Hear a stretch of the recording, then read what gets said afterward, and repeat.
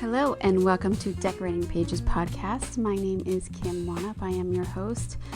Hope you are enjoying this lovely summer that is upon us. It's pretty hot in LA. It's been pretty hot and it's no signs of letting up. But I got a hot episode here for you. The Muppets. Let's just reminisce about the Muppets because I completely dork out with production designer Denise Pizzini and set decorator Bethany Barton, who recreated this magical show that touches all of our childhoods, I hope.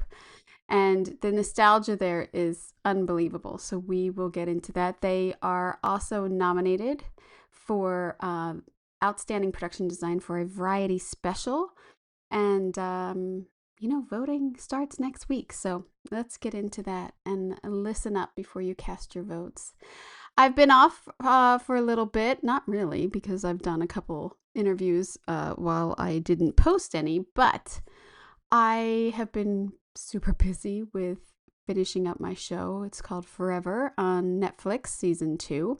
I do not know when it will come out. Maybe next year, probably. I think by the time they get it edited and all that jazz. But we are finishing up. It's been really amazing in a sense to shoot Los Angeles for Los Angeles, and I just really enjoy going into neighborhoods and learning all about the community that exists there. And there's so many pockets of Los Angeles that are completely different, 10 blocks away from each other. It's a crazy thing. So I've been working on that. My boys, summertime, having fun, parenting during the summer and working. That's fun. And trying to get a little R&R myself, which doesn't usually happen. So, yeah. But I've been really busy actually with the podcast and prepping for this fall also, and Emmy season. There will be some Emmy episodes coming up and some Gold Room behind the scenes Emmy episodes because I am going to the Creative Emmys both nights and the Primetime Emmys. So I'm going to try to give a little bit of a more deeper dive into backstage access, what's really happening during commercials, what the rooms look like, and try to give you those details because it's a wonderful thing. I've mentioned before, I'm also a governor of the Television Academy for our peer group. And last year and this year, I am the chair of the gala. So I've been involved with decision making for just a tad with decor and food and all that jazz. So it's been great. I really love doing it, and it's a special a privilege kind of to get involved with that. So anyway, I had put out before reading this summer. I finished Gone with the Wind and I went right into Scarlet because I thought, why not? I've already spent 49 hours with Gone with the Wind. Let's just get right into 40 hours of Scarlet. I got a lot of driving to do with work, so I'm plunging through it anyway. That's been my summer reading, but I've also enjoyed very much hearing from you of your summer reading and what you're reading and design books and things like that. So thank you. If you have any suggestions, I'm going to do an end of the summer episode segment with the books that have been suggested. So there's still time to contact me at kimwanup@decoratingpagespodcast.com, or you can always DM me on Instagram, Decorating Pages. I've also plowed through rewatching The Golden Girls, which I loved. And I have a lot of assessments. I have a lot of the earlier seasons I think were funnier. They did try to get a little, let's say, racier, or I don't know, in the last season. And it's just a joy to watch. And I can't believe, it makes me so sad that all of those women are gone. It just is sad to me because I feel they're so alive in that show and have given the audience so much joy in their performances and their comedy. And then I, like Gone with the Wind, I went right into Golden Palace. No. I think their biggest downfall was trying to recreate the theme song with someone else singing and making it jazzier. No, not good. So I finished that 6 6 seasons of The Golden Girls, and those were 24, 22 episodes. That was a long haul I did there. I am absolutely loving House of Dragons. I've talked about that. I went through the production designer Jim Clay and set decorator Claire Nina Richards. It's just building this enormous world every episode. It's just unbelievable to me. I love the design of anything like the House of Dragons and the Game of Thrones. I'm just in. I just love the fantasy aspect of it all. And I plowed through the second season of Sugar because I will be, I have spoken to production designer Megan C. Rogers about the season. And that episode is coming up in a couple weeks after the FYCs for the Emmys. So yeah, I had a wonderful time speaking with her, and such a clever series, such a mix of genre going on in that show. It's weird in a good way. I would say that. Now, if you follow me on Instagram, you've also seen that I am trying to also watch TCM, you know I love. They are doing Summer Under the Stars in August, which is actors different actor every day and 24 hours of their movies. So I have been watching those movies and just commenting on the production design of what I think of the movies that TCM is showing has the best example of the production design. So I love that. It's like they gave me a secret assignment and they didn't even know it.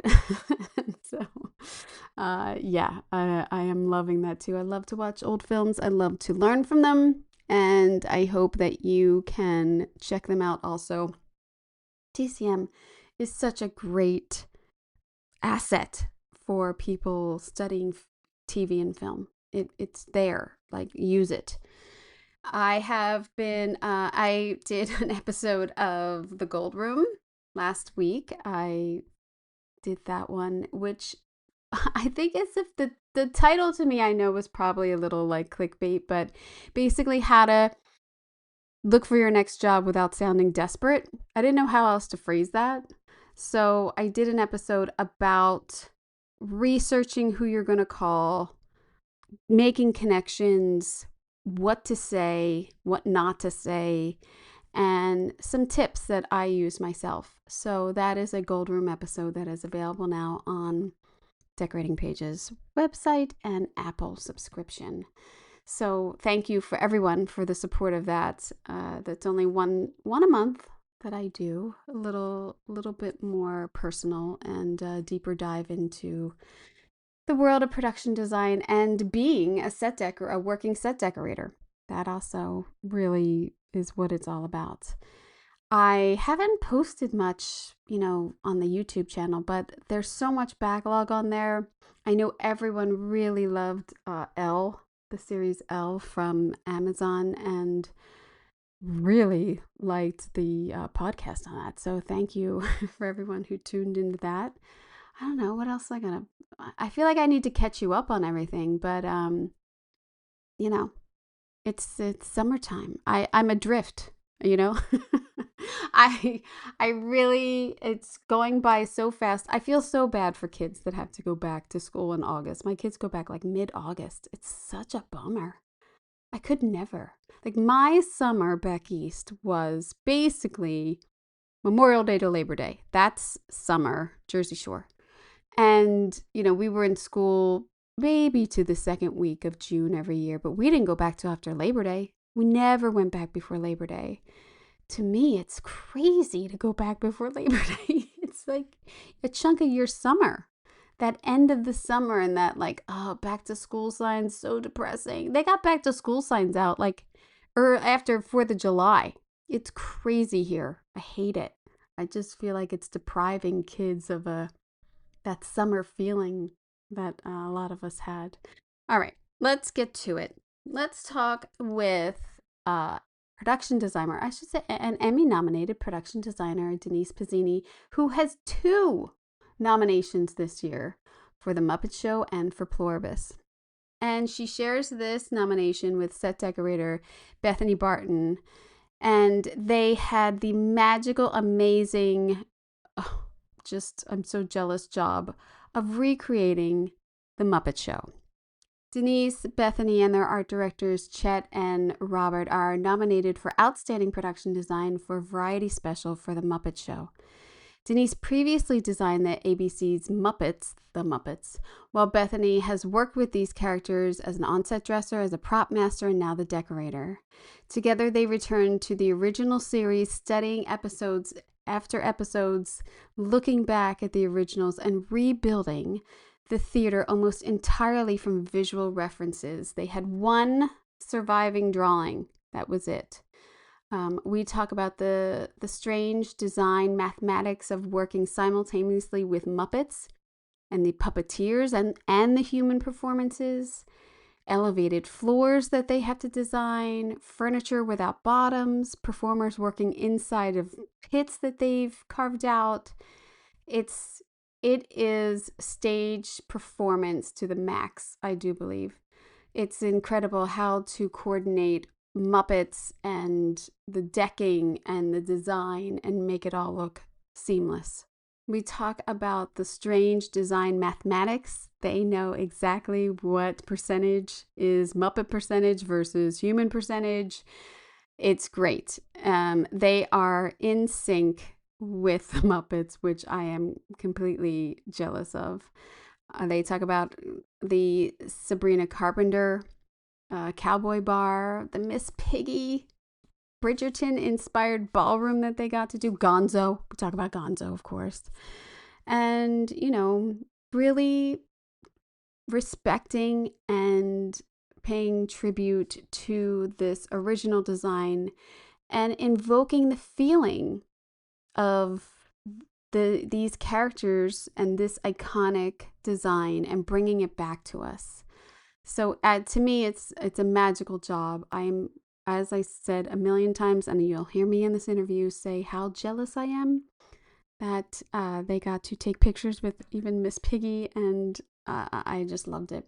I really hope you consider for the Emmys, if you are an Emmy voter, the Muppets, because competition's hard, but this one pulls on your heartstrings, I swear. The visuals are all up on the YouTube video for this, so you can look at the sets that we are talking about. The Muppet Show is on Disney Plus, and and clips all over social, so take a look. I hope you enjoy. There's so many rumors, but all of them just make me feel like it's definitely not happening. No. But I don't know. They have all these rumors like, oh, it's going to be this, it's going to be this. And I'm like, who's starting these rumors? No. Well, the thing is, we created the theater. They have the theater. Oh. I feel like they could go in, even if it's not Point Grey or if it's just Disney on their own, they could put that thing up and do a couple of swing sets a week with just like the old days and have a show. Yeah. But, yeah, the heavy lifting is done. You did it. Yeah. So it's all, I mean, who knows what the politics of everything is, and and the Muppets, and who owns them and what to do with them, and so. Well, paying the Muppet healthcare, I'm sure, killed the show. I'm sure that's why. Gonzo's injury insurance alone. Just... But, the Muppets are busy. They're always doing something. They were at the World Cup. They were World Cup. Doing something. So the show may not be the big thing for them. They might just kind of like just being out in the world. I mean, I've always thought it, but then looking at your work, and I watched the show when it came out, and I watched it again, and it's just like, man, that is such a dream job. Bethany, I saw your picture with Miss Piggy, and I jealousy in my soul came out of oh God, I didn't think about even that, getting pictures with Miss Piggy. I didn't even think about the awesomeness of that, and let alone creating pigs and wigs. I mean, Yeah. it's Yeah, it's they're pretty great. The Muppets and the performers. They're really the whole heart of the whole yeah. thing, and they are just they're complete artists, Yeah. as complete as you can get visually and emotionally. They're just that's why I love working with them. They're Yeah. just like pure artists. You It know? feels like doing theater again. Yeah, Like, Yeah. right? yeah, it's really fun. So Denise, Yeah. you worked on the Muppets prior and won an ADG award So for did that. Bethany. And Bethany. Oh, that's right. I'm Bethany, so sorry. Bethany Yes. was the on-set dresser on the first Muppet thing I did, which was I guess it's just called Muppets. I don't- Muppets. Yeah. And then she was the prop master on Muppets Mayhem, Wow. which You've was gone really, deep, girl. really hard. So she doesn't want to do that again. But, No. but I don't do props anymore. No props for Miss It Piggy. was really fun. It was a labor of love. But it's really hard when at 6 a.m. they're like, we're not doing any of that. Now the puppets are cooking a hibachi breakfast. Yeah. And you're like, real quick, they're puppets. They don't have hands. Let's figure this out. Yeah. Yeah. There's Yeah. never no. Like in my No, yeah. mind, it's You like figure it out. no. And yeah, we'll get that done. Yeah.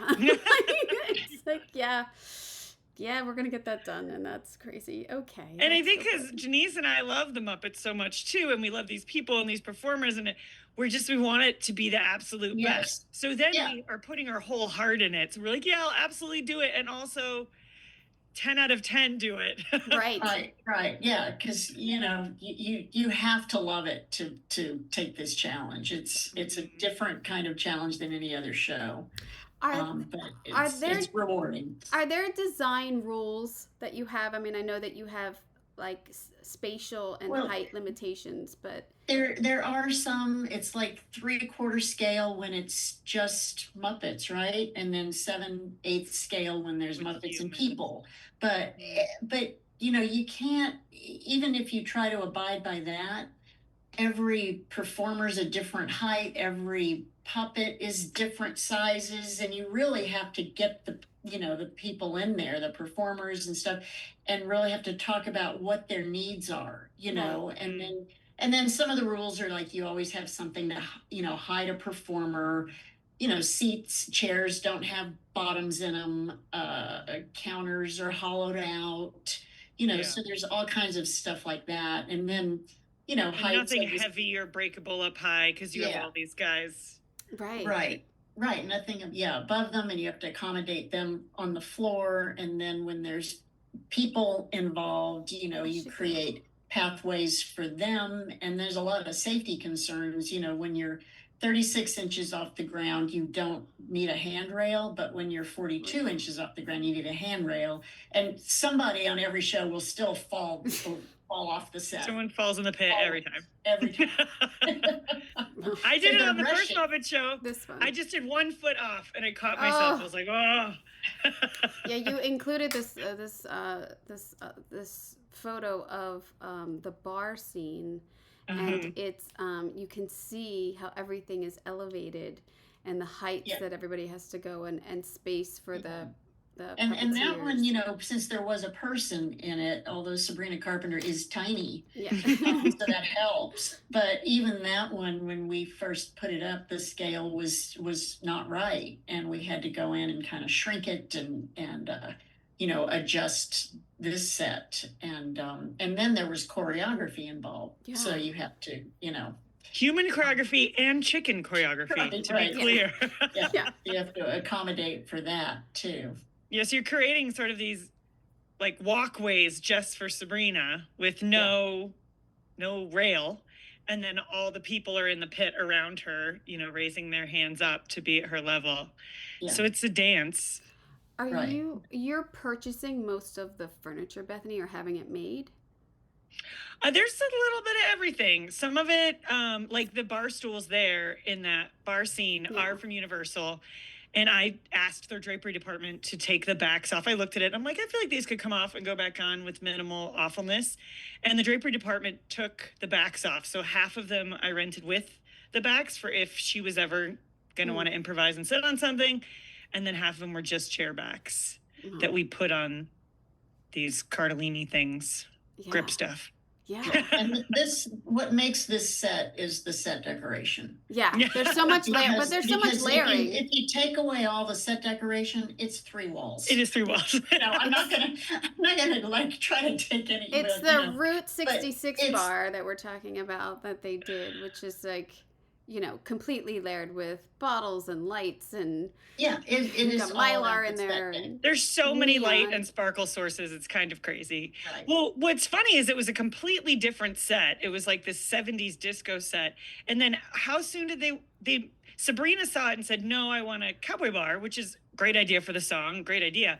It just had to happen really quickly. And they were worried. And both Denise and I are like, we've done so many bars. We're not worried about this. Yeah. Right. You want a Sparkle Magic Muppet bar? We got you. Right. It was actually, not easier. Nothing's ever easier, but it was an easier pivot than this disco ball extravaganza that was presented at first. So. I always love it when they're like, I know this is an ask, but can you do it? And you're like, yeah, that I can do.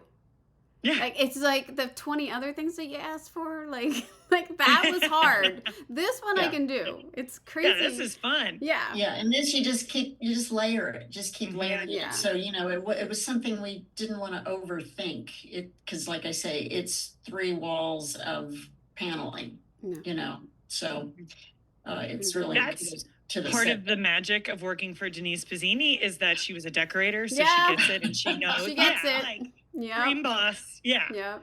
She knows. I skipped over. I went directly to that fun set. But the orchestra pit that you just said people fall into, which is great. And then the research that you guys did in trying to match the original, right? Right. Yes. We came, I think, so close. So close. I mean, I'm really proud of how. I even saw somebody had posted that thing on Instagram where they had the original show and everything. And I was like, oh my gosh, because I never had a chance to see them. We went detail by detail and, we watched every episode of, and screenshotted every episode of season 5 of the Muppet Show. Mm-hmm. And then, and we don't have endless money, so we couldn't cast all the filigree and the details and stuff. We had to find it manufactured and made. So we found these things, we ordered everything. The ornate pieces. We just kept, it was a giant puzzle. So we just kept putting things together until it looked as close as we could possibly get it. And it came out. It looks like the White House is what it does. Right. It looks like the Oval Office at this point with all this gold. That's true. I think it's more tasteful than with the red. At least you got some red in there. Yeah. That's the biggest compliment is that people on like the internet, Twitter threads, all the things will say, oh, so did they just pull the old Muppet Theater out of storage? And I'm like, oh, no. And but I love using that. I had read somewhere they went off the old plans. We had really one sheet. And from that sheet, and thank God it was like Kermit's office dressing room. So we had to figure out the scale and everything from that. And then, just kind of build out from there. It was kind of like our first clue. And then we kind of went on from there and just visual references from the shows. Right. Mm-hmm. I mean, your drapery. One of our first phone calls, Denise, I remember you being like, hey, I'm watching episode after episode of the Muppet Show for this job. Want to come do research with me? Yes.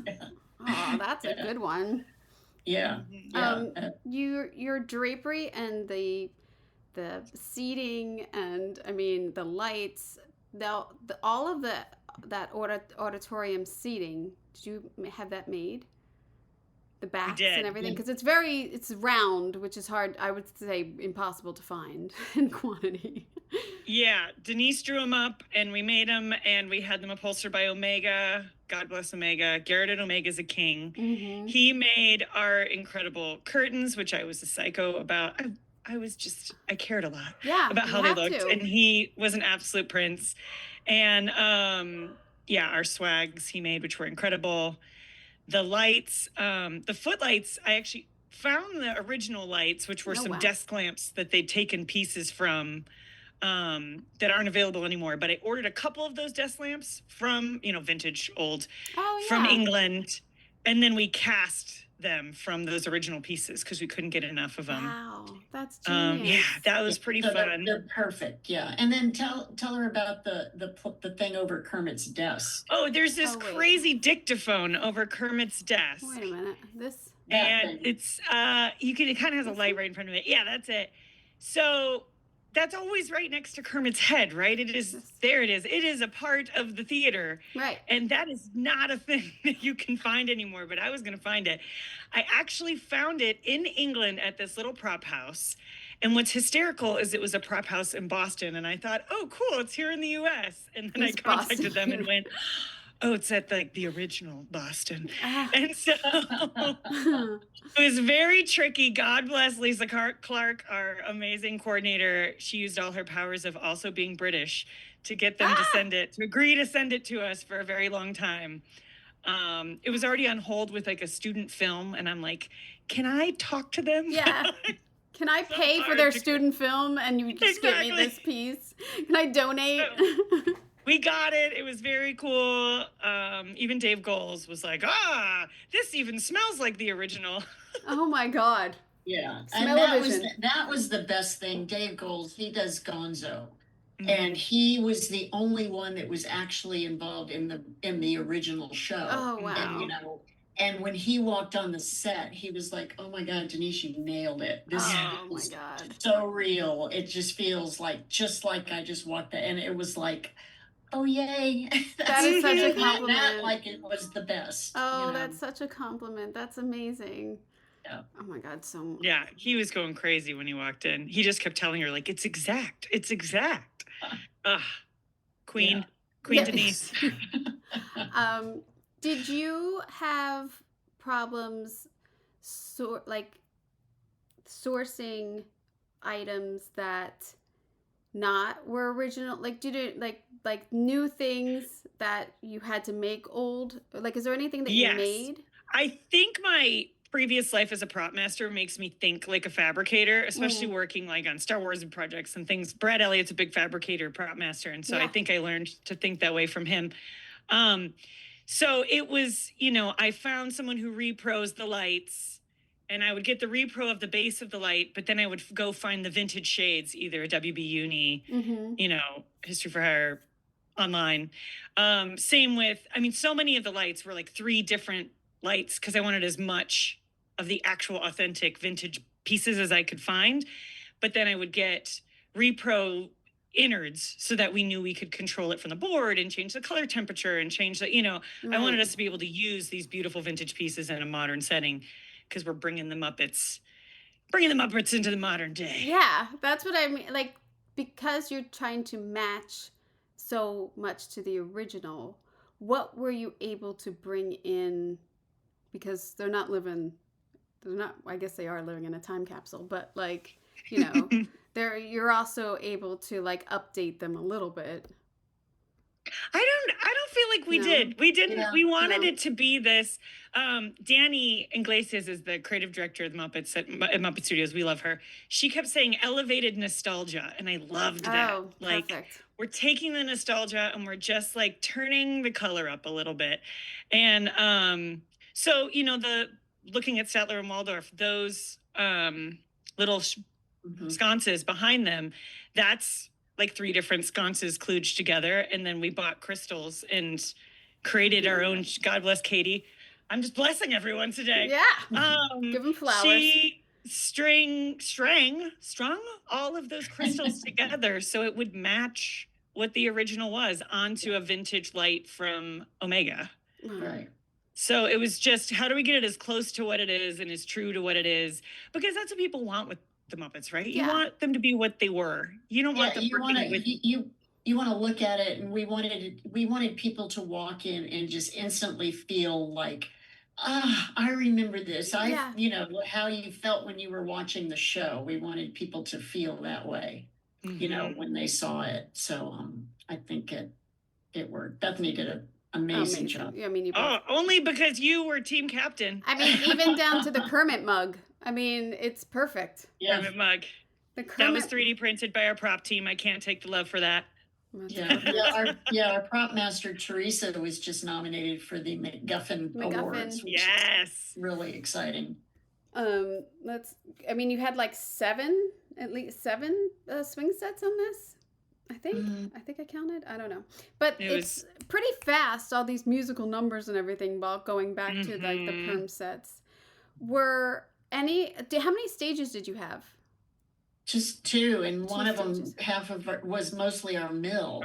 Yeah. So we were just crammed in everywhere, and we did a stage plan. I think we did 20 versions of the stage plan, just moving things around, because we also didn't have a ton of, it was a pilot. Yeah. So we just had like this 1 week, and we had to make sure that everything, how we could shoot things. And then if we were building something on one stage, we couldn't be shooting on that stage. So that was a little tricky with only 2 stages. Were these all set up on the week of shooting, or were you taking things down and building during? We were cramming things in, like that set there. We had to like get rid of Bridgerton to cram this one in, or get rid of Gonzo's set. Because the thing is too, when you have all these sets that are elevated and you have all this steel deck and stuff, it just takes up so much space. Right. And all the equipment and stuff, it's just, there's no room anywhere, so we couldn't leave things standing. The only thing that we left standing was the theater. And then for I love Beaker. I love it all. I love the Muppet Labs.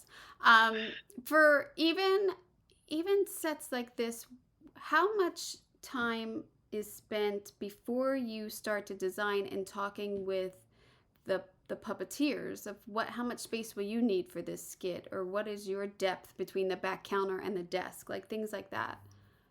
Well, I feel like Denise has a shorthand for that already, actually. Yeah, because we kind of knew, and we build the sets on the ground and then we elevate them. Oh. And then when we elevate them, we get Bill Beretta, who was our producer on the last 2, and he was the puppet captain on this one. We just Bill is like the human measuring stick. We adore Bill Beretta. So we would bring Bill in and kind of get the final, the final height if we needed to go up. And I think this one had to go up just like a little bit more, and a little further down. And then we have the DP that we're dealing with. And, he wants something in, one way. And so, we do like a little adjustment to every set depending on what is happening in each set.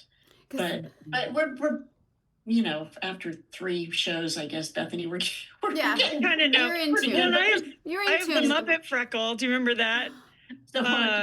Matt Vogel, Kermit. I was standing one time, and he's like, "Bethany, you're tall. Come here." He's like, "So if you're standing, we're about the same height." He's a little taller than me. He's like, "Put your arm up," and he's like, "That freckle right there, that's your Muppet freckle. Oh, wow. That's right where everything needs to be." And I'm like, "That's the Muppet freckle." He's like, "Yeah, you were designed for this." Muppet there you freckle. go. So now I'll literally stand and be like, "Yeah, we're good." Oh my gosh. Because I was looking at the drawings, and you have Beaker's size on there, and I was like, oh, do you size things out by the heights of I mean, the final size is yes. If we have it depends on who it is. Like the arches, we did what's the big big giant grog or whatever his name is, really didn't fit through one of the arches, so we had to do a green screen for that. Fit him through. Right, to fit him through. And because he's huge, but we had to kind of adjust the arches and stuff. Like one of the guys who stands up, like those guys. The guy in the middle, yeah. Oh my God. I mean, even the capitals and the arches, even on that video, they show the comparison of the original. Yeah, versus we had yours. those. I think who made those? We had those cast as close as we could without, like I said, we're on a budget. It's not like we have endless money to do this. So that's the trick. We do have a budget. I mean, how many of them did you did 2, 4, 6, 8, 10, 12, 14, 16? I don't know. We did those were the small ones. So on the show, when they have the whole cast, so they shot that and then they would replicate it. But then we had the large arches that sat on the stage. Oh, wow. with the little arches above that. Oh, God. There were a lot of arches. Yeah, we did, and a lot of light bulbs. Oh my When A lot of vanity Shout lighting. out to practical Oh my props. gosh. Practical. I felt like every time I turned around, I was like, "Do we need more light bulbs?" And she's like, "We need more light bulbs." It's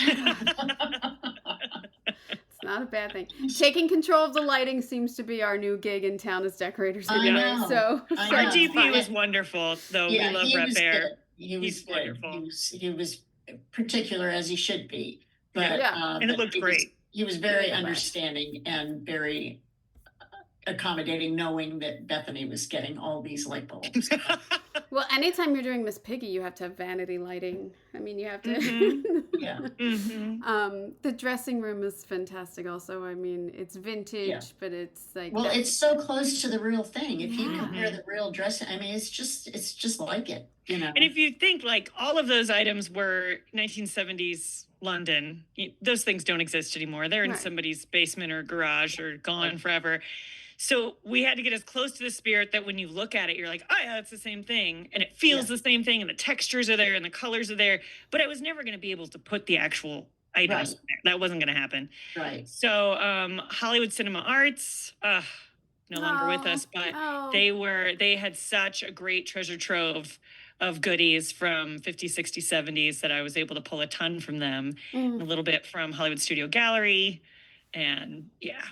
Yeah, so if you look at the research down below with Carol Burnett and Paul Simon, you know, I mean, those little details, like those little triangle things that she found, are not exactly the same, but you're not, you don't have a side by side, so you feel like it is the real, you know, I mean, it's pretty darn close. Oh my God, it's very, very close. I mean, Yeah. even the luggage up there, I mean, it's fantastic. And that's an Omega armoire, and we put gold tape. That's it's just perfect. gold tape on there to make it look like when we returned it, we had not taken the gold tape off, and they left it on. Charged for that. I thought so, but they didn't realize, and they left it on. And then I rented it again for some ad thing, behind the scenes ad we did, and it was still on there. Perfect. We saved you some cash there. Did you? How much prep did you have for a 1 week shoot of this pilot? None at all. None at all. What was it? I don't remember. I think I had, I don't know. I don't remember. 5 weeks? I think I was going to say 5 weeks also. It was not a lot. That's not enough. Yeah. No. To recreate. So maybe I was only 4 weeks. Could be. I don't know. It was fast. It was fast. That's like you gotta start working day one. There's no soft opening in the office. You gotta jump right in. That is finally had a reason to use those teeny tiny chandeliers at Omega. Look at them. They're so cute. It's perfect scale. They're so cute. We're looking at photos of the Regency ballroom and pigs and wigs. Set, they love the performers loved the scale of this set. Yes. They were like, oh, finally, and because it's all Muppets and all pigs dancing and stuff, and they were like, the scale of this one is perfect. So we got that one right for sure. Even smaller drapery swags. Garrett, again, he's wonderful. Yeah. It was so much fun. And then I have to shout out my buyers, Matilda Pollen and Jane Madden, legends. Well, Jane, yes. I know right? Jane very well. I'm spoiled. Do you, when you get this set, are you coming up with a palette and then telling wardrobe? Because, or is wardrobe for Miss Piggy, is that like, that comes first? How does that work? I usually design the set first with the palette, and then I guess they're looking at it. I'm not dictating how they should, because wardrobe and Muppet Studios are all involved in what these characters wear, and they don't custom make every, they have a lot of stuff in stock, and so. But I come up with the set, and then we do a presentation down here, and then the executives approve that, and then it goes on from there. I wasn't sure if like sometimes it's like, well, that we want, Miss Piggy in this. Let's base it off of that? Well, their reference here was Bridgerton. Bridget, yeah. So we kind of took that lead and just went with kind of Bridgerton type, a Bridgerton type palette. I think you made Bridgerton proud here. I mean, it's it's even like the Piggy bust of her head. I mean, isn't that brilliant? How? Yes, well, how? I had somebody carving all the trees for the swamp scene. So she was, and one day she was just there and she was just about done with all the trees. And I said, "Oh, how about taking that big chunk of styrofoam and do a Piggy bust for Bridgerton?" So, oh my God. So she did that. Wow, that is so fantastic. Good. Yeah. And the artwork, I mean, isn't it hysterical? Oh yeah, on the wall, the artwork of the pig silhouettes is also fantastic. But also your on the walls you have paint. Yes. No, it's beautiful. Yeah. I mean, yeah, it's totally Bridgerton. Nailed it. But yeah. Woo-hoo. But so the silhouettes and this other artwork, I don't know if I have you have to had all that made. Yeah. Yeah. Mm-hmm. Well, I mean, there's photos. How did we do that though? Those weren't photos that existed. I think Bob was making them. Bob made them. Yeah, we took. And then I took. Yes, we frames. found references, and then we put the pigs in them. Oh, cute. Because that's how we did it, right? Yeah. Yeah. Yeah. We kind of took, classical references and then put the pig. And then you have to go through clearance and then you have to, do all that stuff. But graphic designer Bob West. He's great. Yes. Bob, who's did all 3 Muppet shows with us as well. Oh, that's yeah, great. He's like the perfect guy for this project. So Denise. I was hoping that it would go. So even if I couldn't be available to do it, or Bethany, that at least Bob could, carry it on. But, well, it seems like you were able to get kind of the band back together for it, which is always great. Yeah. Bill Gideon was our construction coordinator. He has done all 3 shows with us as well. Oh, I'm sure that helped tremendously. Yes. Oh my God. Yes. And it helps to have construction that knows, and it helps, and now, they know us. So Bill Beretta can go to Bill Gideon and say, "Hey, Bill, we need this," or it just, it's a great way to work when you have a team that that you're all familiar with. Yeah. And you figure out a language. Like if you look at the last page, there's those boxes that the furniture's up on. You see there's my guys had built, it was almost like they slid the top half and the bottom half of the box. It's on slides. Right. So if Bill Beretta comes in and says 1 inch up, they just have to do 4 screws, slide it up, 4 screws. Right. And it's up and it's wow. down, it's up. It's a quick change instead of building a new box. It's sort of like you figure out this language of how are we going to be able to adapt how tall things are. That's genius. On the fly. Yeah. Why haven't Grips developed that for all their boxes? That would save a lot of time, wouldn't it? Talk to my guys. Yeah. Maybe patent that, get that out there. There's your new gig. Right. No, the grip department, that's another specialty department too, because it's not as much on this one as it was on some of the previous shows where you have people, but they work so hard just dragging in this steel deck in and out, and then everything up. If we have floors, we have to make sure that it's kind of foolproof, because you get rough with that stuff, so I have to make sure the floors all match together, the seams, and you're not seeing all the seams. And so having a grip department, Bodie was our key grip on all 3 as well. And he is really, invaluable in helping us just achieve all this stuff. It really is a big team effort. Yeah. It's not just we're going to hand it to the grips or we're going to hand it. Everybody has to be involved from the design phase all the way. Well, I think too, shooting. Safety of all of that too is so important, and having everyone on the same page, and making sure things aren't literally falling down when you're lifting up a stage. I think that's part of the magic of doing a Muppet Show too, and why it feels almost more like theater, because everybody's talking to every department, because there can be sort of that you only talk to this person in front of you world on some shows, and that's really not how Muppet shows are run. Everyone's you know, working together. Everyone's like, I know you're working hard. I know I'm working hard. High five. Yeah. We got this. Like, there's Right. none of that grossness between departments that can happen Right. on some shows. Yes. It's very collaborative. Yeah, everybody is just immersed in the whole. Yeah. You're on the in whole- Muppets. Yeah. And Yeah. the Muppet.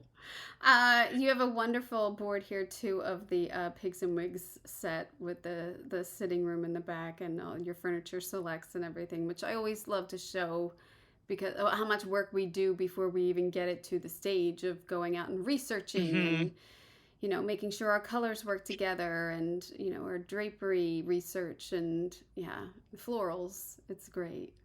It's great. Yeah, Sandy Rose made our little mini florals. Oh, genius. They're so cute. They are genius there.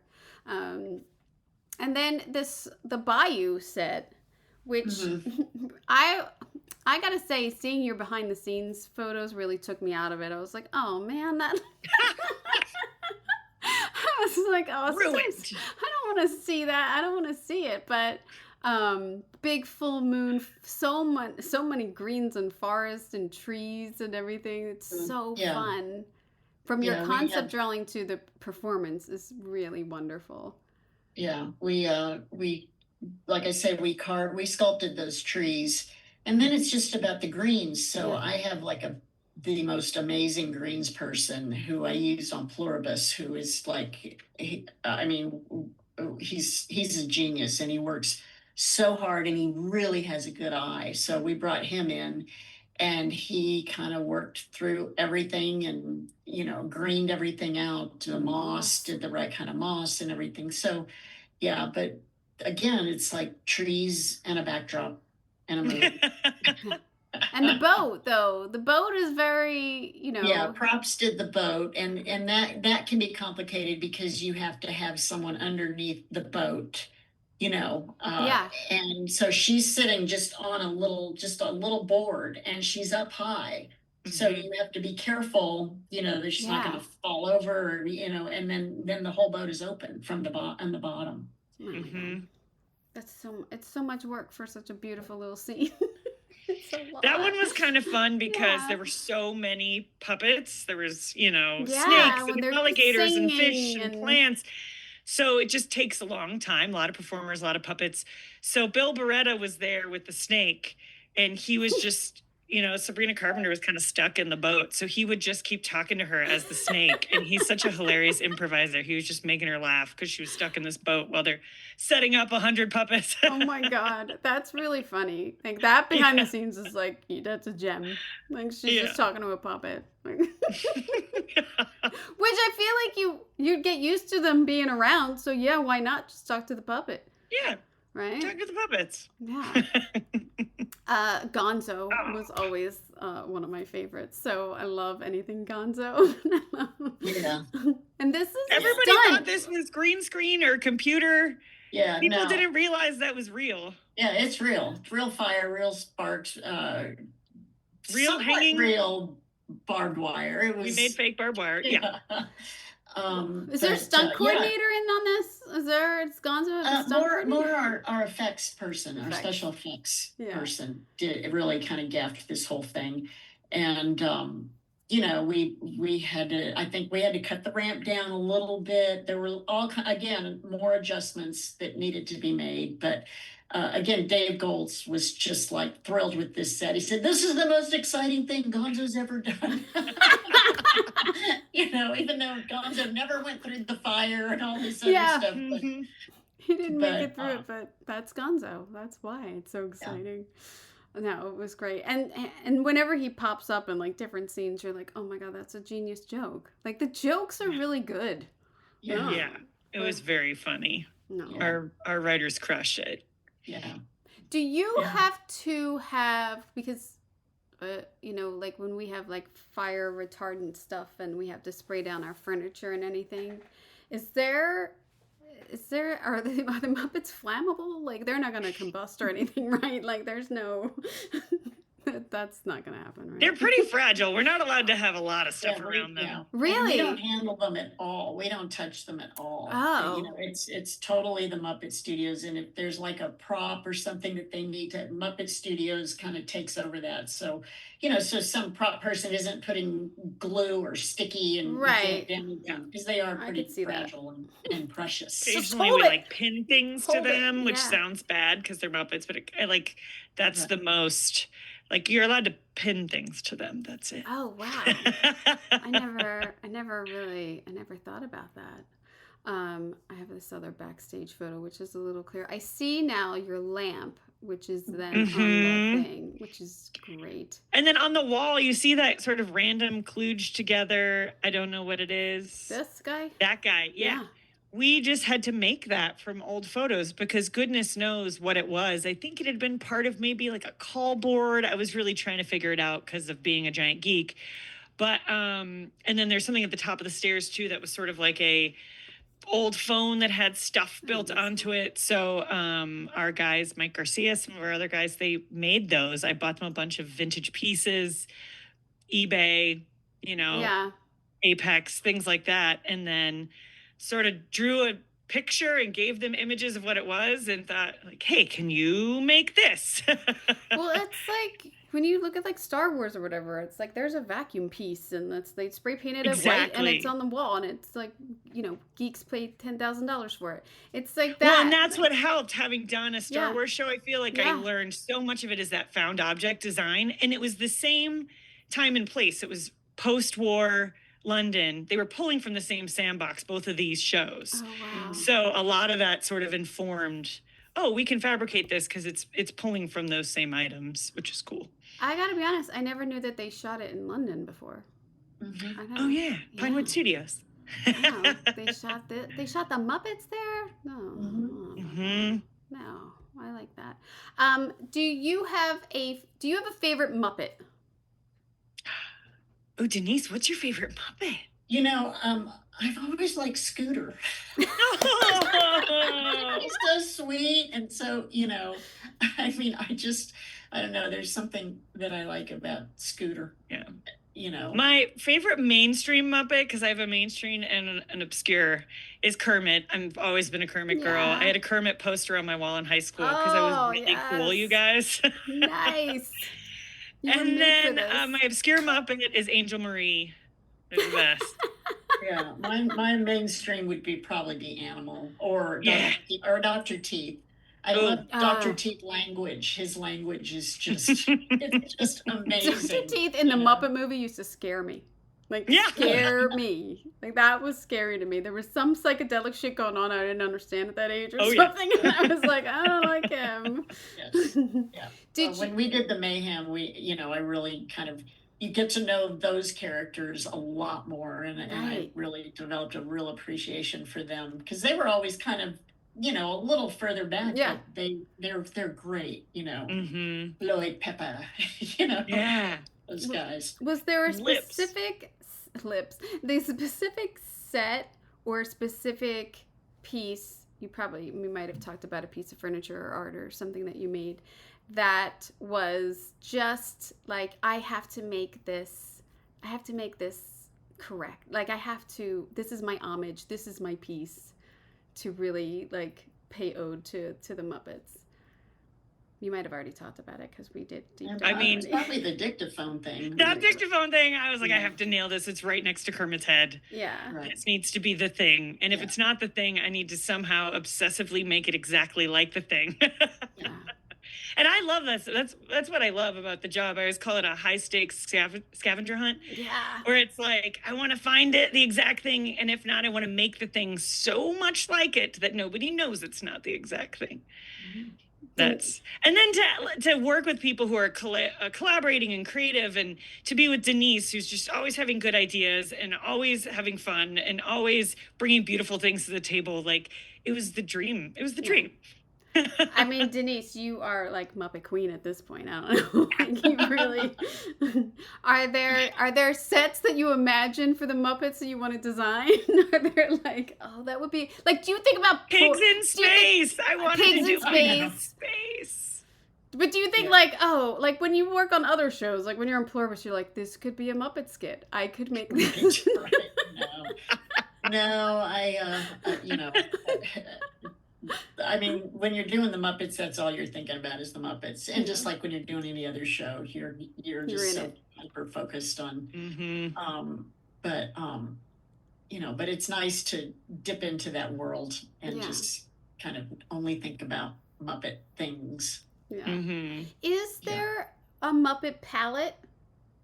Also, like, is there? I mean, I know that you're recreating, but is there are there rules for color with the Muppets?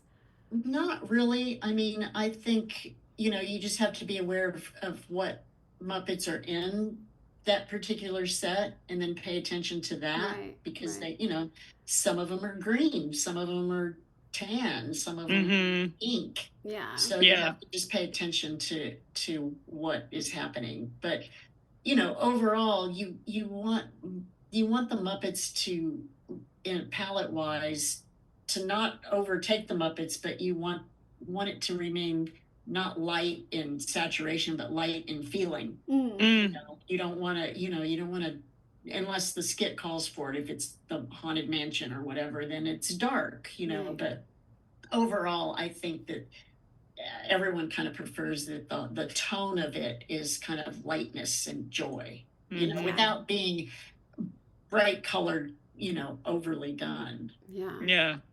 I mean, I feel like we had a lot of warmth in the set too, bringing in like that 70s warm. I feel like the sets were all very warm and textured because the Muppets are very colorful. So that was kind of a nice. Right. Because we kept trying to figure out where is this theater? And we would ask Dave Goles, where's this theater? And he would say things like, well, they found a place in London down these alleys and it's like a secret theater because in the original show, there's no people in it except the one person. And it's just a show that was created for Muppets.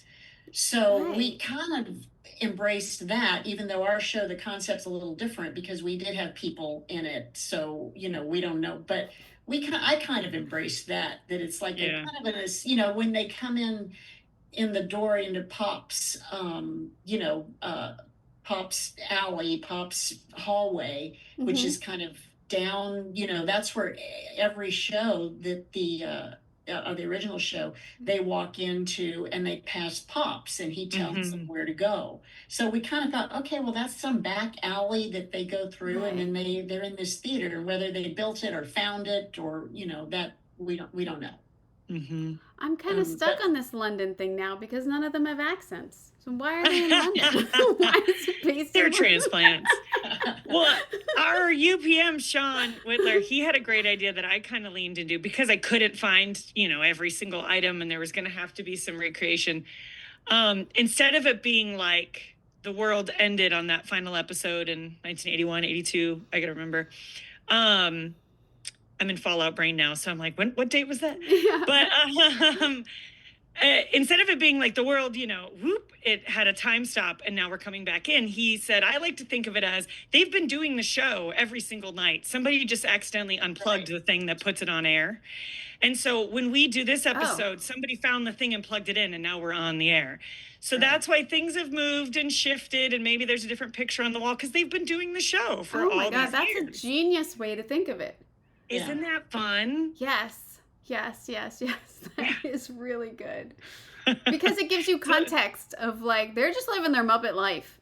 They're just going to work and doing their show and being Muppets and Muppeting up. And they didn't realize they weren't on the air. They're Muppets. Right.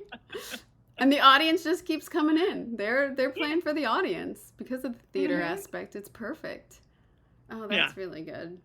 I am pulling for you guys. I really, really, really, I really hope it's acknowledged. I mean, the nomination always is such a great the nomination is great. I mean, I feel like that, the winning would be a bonus, but I think we've won because because it was acknowledged. So I'm really happy about that. I have to say, in the time of so much content and so many shows, That I agree. It's just the nomination to be singled out of all of the shows, so it's really it's a really hard contest in a sense. Yeah. So the nomination is really a big win. I mean, the Super Bowl, come on. I know. Pretty amazing. So, you know, it kind of changed the world. Yeah. Well, yeah. So that we're in that category. I mean, what, you know. And they have like a year and a much bigger budget than we had, so it should look amazing, right? I think you gotta tug. It was amazing. You gotta tug on these heartstrings. You gotta tug on them. Yeah. You gotta 9 weeks, start to finish. Wow. You know? Yeah. So, you gotta, so whatever. You know, we'll see. We're still gonna go and have a great time. And, yes. Well, I'll be partying with you gals. You're gonna need two outfits, Denise. You gotta go both nights. I know. Well, Kim goes both nights. I don't know how you do it. I do all three. Well, I get to go to the big one too. That's right. Well, at least the other one's the next weekend. Yes, yeah. I got a week. Yeah. I got a week off to like stop sucking in. So yeah. Right. So yeah. Leave, I get to exhale for a week and then I suck it all back in.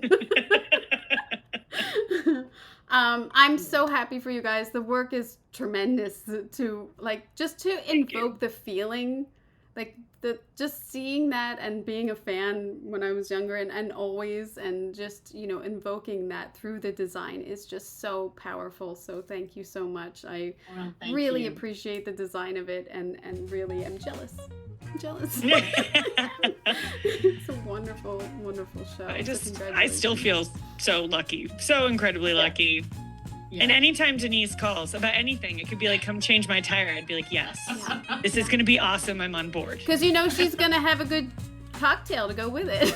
Yeah, right? And a good story and a good hang every time. So, yeah, that's why. Well, that's what keeps us going, I think. Yeah. You know, and you have to the Aperol spritzes. Yeah. But, you know, finding people you love to work with and who are creative and passionate, I mean, that's the whole key, just putting together that team. Yeah, and kudos to bringing and being able to bring everybody, you know, who's familiar with all this. It's amazing. Yeah. Congrats to your whole team. Really bravo. Really great team. Thank you to Denise and Bethany for taking us behind the red velvet curtain of the Muppet Show, and for confirming that designing the Muppets involves adjustable furniture, human-sized pits, chicken choreography, and just a crazy amount of trust between departments to all get it together. Congratulations on their Emmy nomination for Outstanding Production Design for a Variety Special. And I really hope anyone voting in the Emmys takes into consideration this show. It's very hard as they described to recreate all this. And please take a look at the YouTube video if you want to see what we were talking about. We have, they gave me all of their drawings. So there's drawings on there. There's comparisons of the originals to what they designed. And so it's really fun to look at. So check that out. Yep. You can watch The Muppet Show on Disney+. It's only like a half hour or something. And again, this full interview is on the Decorating Pages podcast YouTube channel. So please check it out over there. Like and subscribe. Check out the Instagram. And what else? So next week, this is a good one. I have the really amazing privilege of doing an Emmy designer roundtable. And I am just over the moon getting to interview these production designers that I love all of their shows, and I can't wait to speak to all of them because all of their shows are so different and they are all nominated, and it's a tough race that they have.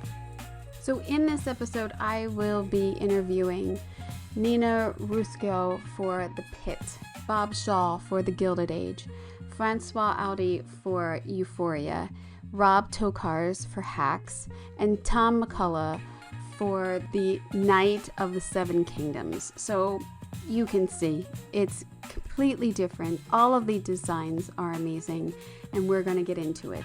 So stay tuned for that episode next week. All right, I hope you got an earful. Go watch The Muppets. It's a fun one. It makes you laugh. And yeah, I hope you got an earful. I'm Kim Wanup for Decorating Pages.